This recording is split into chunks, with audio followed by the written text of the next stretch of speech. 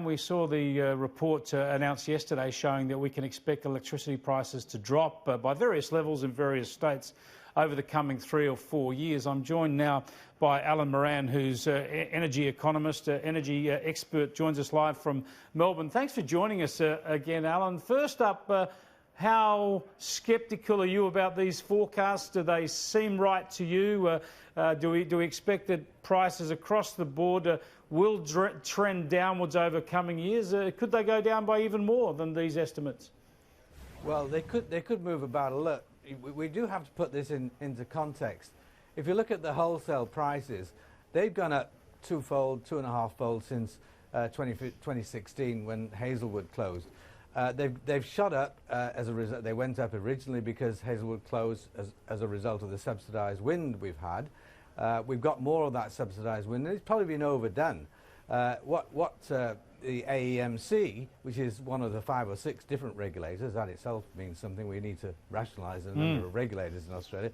But what it has said, and it's quite a competent analysis, it said, OK, it's going to come off now 10 or 15% over the next, not this year, but next year.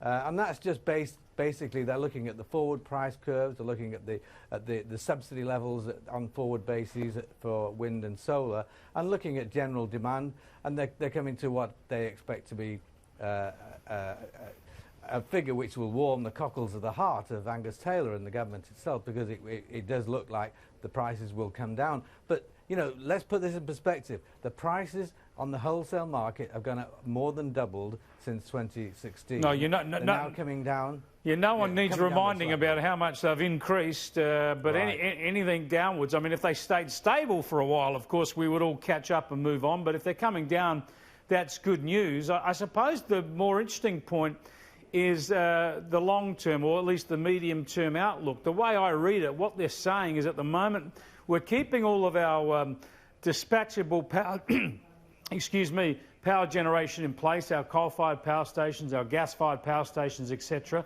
But more wind energy is coming on stream in coming years, so there's going to be plenty of supply, so prices will go down a bit.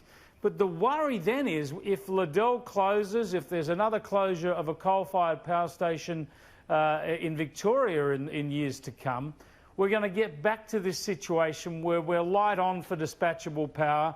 We have a lot of intermittent renewable, and we're going to be caught short on supply again, aren't we? Then we'll have cost pressures. Absolutely.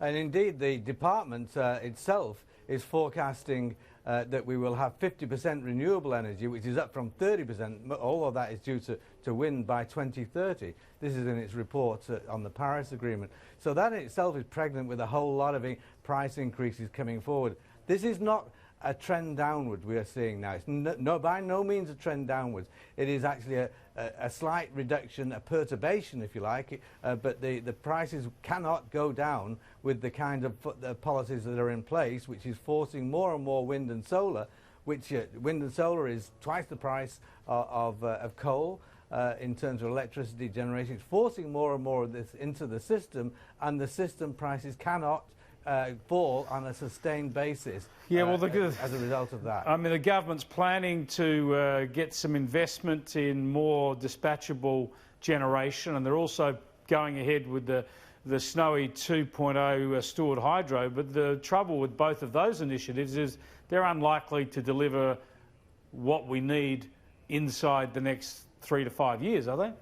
Exactly, and not only that, they actually do poison the market by making it much more difficult to get up a stable sort of system which should be probably based on coal, to actually make sure that we don't have the volatility in prices, which are inevitable when we have a system which is trending more and more towards high-cost wind and solar, and it's only trending there because we have subsidised it, and we continue to subsidise this form of energy.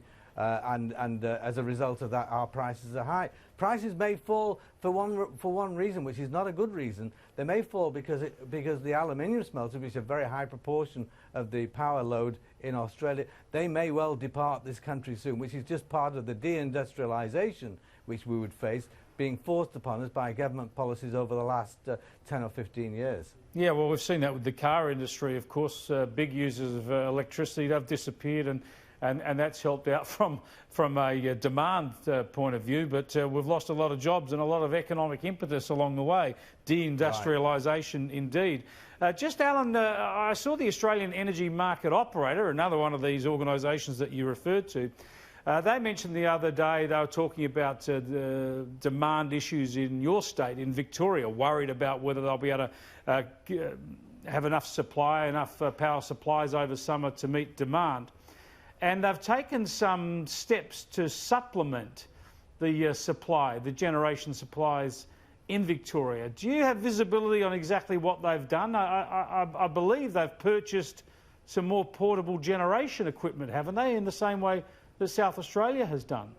They've purchased some of that. They've also purchased some ability of customers to switch off on demand as that's needed, therefore to suppress demand at certain points of time. So, sorry to interrupt. I'm just keen to find out about it. It was a big hullabaloo when South Australia spent taxpayers' money to buy those extra generators, which they've since converted to gas. Have Victorian taxpayers bought these additional generators, or has AEMO on behalf of the whole national electricity market?